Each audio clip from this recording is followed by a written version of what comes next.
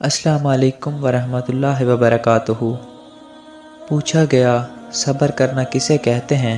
جواب ملا جب تمہاری آنکھیں آنسوؤں سے بھری ہوئی ہوں مگر تمہاری زبان پر شکوہ نہ ہو، دل اس بات کی گواہی دے رہا ہو کہ اللہ جو کرتا ہے اسی میں ہماری بہتری ہوتی ہے۔ صبر کرنا سیکھ لیں۔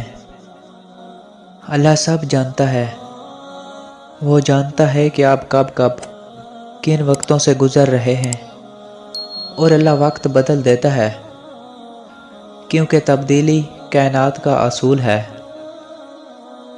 اللہ کسی کے ساتھ ناانصافی نہیں کرتا، وہ بس آزماتا ہے، اور صبر کرنے والوں کو میٹھا پھل ملتا ہے۔ اللہ تعالیٰ قرآن شریف میں کہتے ہیں، صبر اور نماز سے مدد لو، بے شک نماز ایک سخت مشکل کام ہے، مگر ان پر نہیں جو دل سے میری طرف جھکتے ہیں، لہٰذا آپ صبر سے کام لیں، بے شک اللہ کا وعدہ سچا ہے۔ اور جو لوگ یقین نہیں رکھتے آپ کو جوش دلا کر بے برداشت نہ کر دیں، آپ صبر کرتے رہیے، یقیناً اللہ تعالیٰ نیکی کرنے والوں کا اجر ضائع نہیں کرتا۔ دوستو ملتے ہیں کسی اور ویڈیو کے ساتھ، تب تک کے لیے اللہ حافظ۔